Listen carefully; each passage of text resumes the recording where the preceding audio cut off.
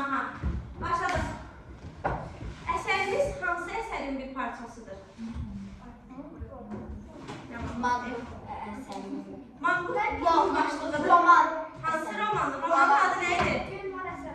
Əsrə bərabər. Bəli. Gün var əsrə bərabər romandan bir parçadır. Parçamızın adı nədir? Roman. Manqurt. Bəli. Yaxşı. Uşaqlar bir sual verəcəm. Bu gün manqurt hansı mənada işlənir? Zeynəb. Gülər. Öz istəyinə ailəsindən buraxmadır.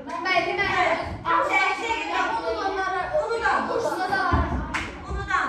Manqurt nə deməkdir? Könüllü surətdə ətrafını unudan, yəni belə deyək də yaddaşsızlıq mərhələsinə tutulan, tarixi keçmişini unudan, ən yaxşı mənada unudan. Bəli. Bəs yaxşı, həqiqi manqurtlar nə deməkdir? Nə edirlər onlara? Qul idilər də, Aha. unuturdular hər şeyi. Aha. Nə istəyirdi? Ancaq yemək istəyirdilər də. Aha. Bəs yaxşı, onların necə manqurtlaşdırılır? Xədicə? Xədicə bu Dəvələri Aha. Resmdə sıxılanda onların başlarını ağrıdırdı. Ona görə də abunun hər şey oldu. Və onun günəşləri Günəşin qabağında Bəli, papaq kimi keçirdilər və onları gözün altında qoydular. Neçə gündən sonra gəlib baxırdılar ki, ölüb zəmanətdir. Əla. 5 gündən sonra gəlib baxırdılar ki, gözlər qoyulub yaşayır. Yaxşı, ölübsə, yaşayanları nə aqibət gözləyir? Neyinirdilər barə? Yox, yaşayan da o manqurtları neyinirdilər sonra? Onları işlətdirirdilər orada. Apardılar səhəraya, orada istəyirdi. Ən birinci neyinirdilər onları? Xalid. dəvələrin yanında.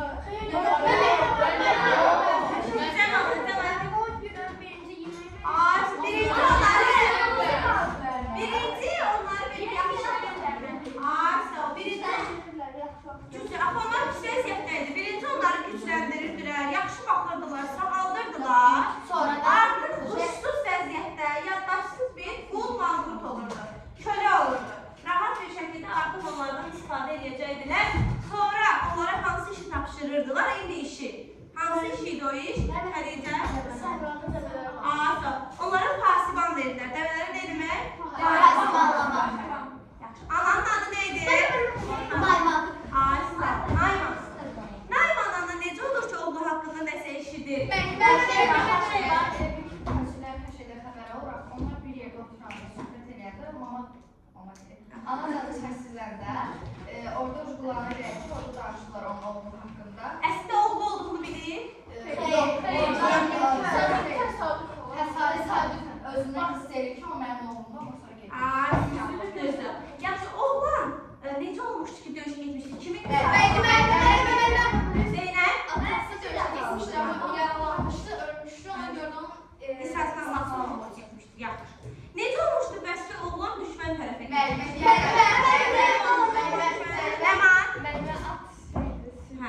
Bəli, at sürülmüşdü. O yaralanmışdı. Bəli, atını sürülmüşdü düşmən tərəfə, düzdür. Sonra, deməli, bəli, at sürülmüşdü getmişdi. Yaxşı. Onları əsir götürənlərin adı nə idi? Əsir götürənlərin adı? Kim cavab verir? Əsir götürənlərin adı nə idi? Juan-Juanlar, bəli, Juan-Juanlar idi. Yaxşı. Bəs, yaxşı, dəqiqə. Oğlanın adı nə idi? Qışqır verin, xahiş edirəm. Qışqıranda cavab verə bilirəm. Görüb kim cavab verir? Bax. Gözlə görüb. Kim deyə bilər? Rica edirəm. Jolaman, bəli. Atasının adı nə idi? Gülər? Yox, atanın adı.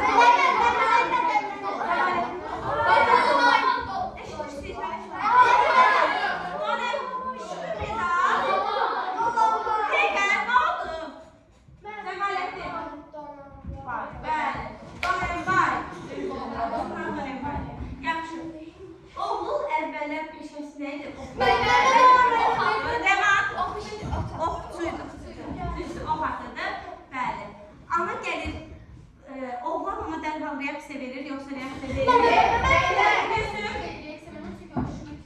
Bəli. Amma ötəri belə dönür, ana sevinir. Amma oğlan sevinir. Səsini işlədir. Adını işlədir məndə. Müqəddəs bir şey var burada, neydi o? Nə eləyir? Anası anasını vurandan sonra anasının çiğnə düşən qarnında quş olur. Bəli, quş olub bir sarı özək çölündə uçmağa başlayır. Quş nə deyirdi? Uçanda nə deyirdi? Ne olur Adı Donenbaydı. Çünki ana daimi oğluna deyirdi ki, sənin adın Şalamandır, atanın adı Donenbaydı. Və deyir ki, o sözlər sanki sarı özəkdə sonra get-gedə təkrarlanırdı hər dəfə oynanırdı. Belə, yaxşı. Bu səhranın adı nə idi onu deməliyik? Çölün adı nə idi? Sarı özək çölü idi. Ananın dəvəsinin adı nə idi?